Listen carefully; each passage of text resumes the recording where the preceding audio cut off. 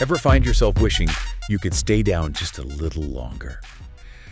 Savor that underwater world without that air gauge flashing warnings at you. Yeah. Today, we're diving deep into how to make those dives last, really maximizing that precious air supply. We're going beyond the basics today. Okay. Think of it as unlocking the secrets to efficient air consumption Okay. and extending those bottom times. And you know how I love a good efficiency hack, especially when it means more time, exploring reefs and hanging out with fish. Right. So no more surfacing with half a tank full of regret. We're talking practical techniques, mindset shifts, and maybe even busting a few air-wasting myths along the way. What really caught my eye in these excerpts is the emphasis on the mind-body connection. It's not just about lung capacity. It's about how our thoughts and breathing work together. It's fascinating, right? It's like discovering a hidden control panel for your dives. Okay. Take belly breathing, for example. Okay. It sounds simple. Yeah. But consciously engaging your diaphragm, that muscle below your lungs, can be a game changer for air consumption. Okay, I'll admit I haven't given much thought to how I breathe on land, let alone underwater. Right. How does belly breathing actually help? Think of it this way. When we're stressed or anxious, we tend to take short, shallow breaths. Yeah. Panic mode 101, right? Yeah. But by practicing deep diaphragmatic breathing, we're essentially training our bodies to access a larger portion of our lungs, maximizing each breath. Okay. This not only conserves air underwater, but also promotes a sense of calm, which is essential for clear thinking and good decisions on a dive. That makes so much sense. So by mastering belly breathing, you're essentially tapping into a hidden air reserve and training your body for more efficient air use underwater. Precisely. Okay. It's like discovering a hidden air tank within yourself. I love it. Okay, so we've tackled breathing, Okay. but what about buoyancy control? The excerpts mention something about streamlining and how much of a difference it makes. Absolutely. Buoyancy control is crucial. Okay. Imagine trying to move through thick molasses. That's what poor buoyancy feels like, and it's exhausting. But when your weighting is spot on and your gear is streamlined, you glide through the water with minimal effort. Less effort means less air consumed. Exactly. Got it. But what does streamlining actually look like in practice? It's all about minimizing drag. Okay. Think of yourself as a sleek underwater torpedo. Make sure your gear is secured close to your body, hoses are neatly tucked away, and even your fins are chosen for efficiency.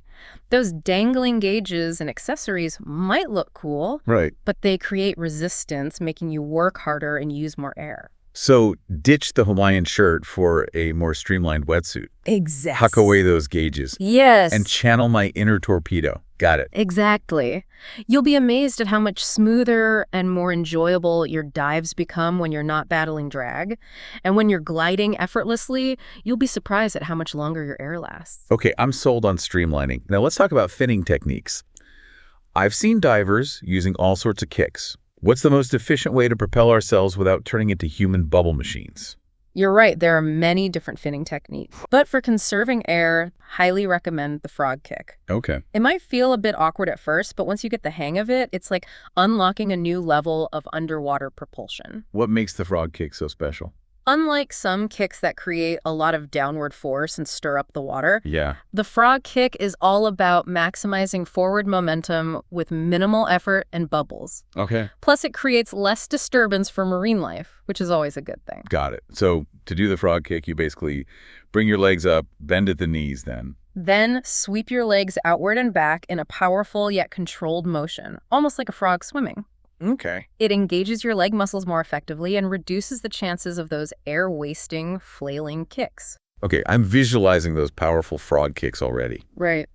But even with perfect technique, I know I sometimes waste air when I get a little too excited underwater. Right. That urge to chase after a curious fish or get closer to something interesting. It's the thrill of the dive, right? Yeah. But you're absolutely right. That sudden burst of energy can deplete your air faster than you'd expect. So how do we balance that excitement, that sense of wonder, with the need to conserve air?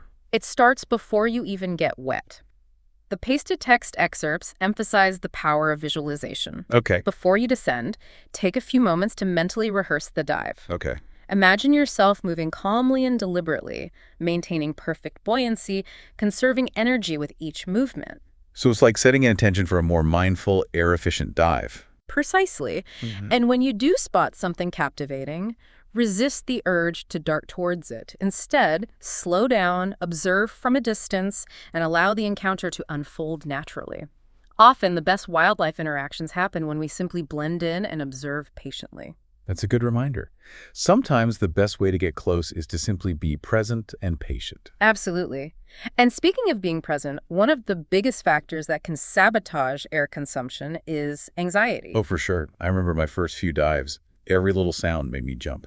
How do we tame those underwater nerves? It goes back to that mind-body connection. Okay. When we're anxious, our breathing naturally becomes faster and shallower, which depletes our air faster. Right, yeah. So those pre-dive visualizations, the ones where you see yourself calm and in control, can be incredibly powerful. So by mentally rehearsing a calm, controlled dive, we're actually training our bodies to react differently in those situations. Exactly. It's like pre-programming your nervous system for a more relaxed and air-efficient experience.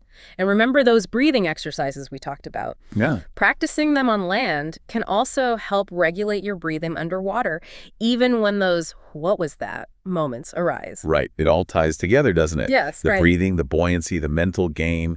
It's not just about how big your lungs are. It's about mastering all these elements. Precisely. And just like any skill, it takes practice and awareness. Right.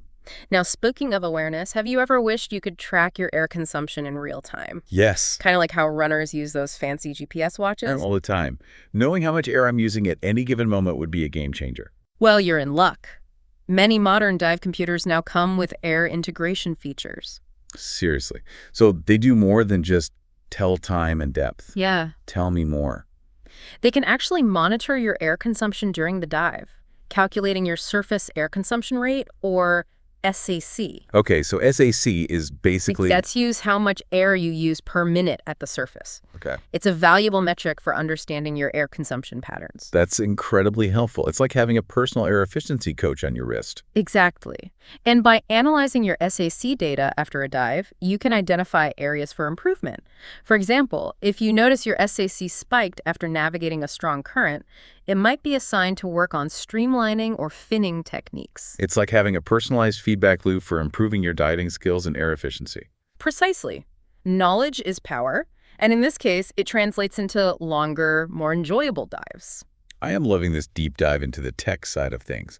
But before we go full gadget geek, let's circle back to techniques. Okay. We've covered the basics, but are there any more advanced air conservation strategies that our listeners might find helpful? Absolutely. Once you've mastered the fundamentals, there's a whole world of advanced techniques to explore.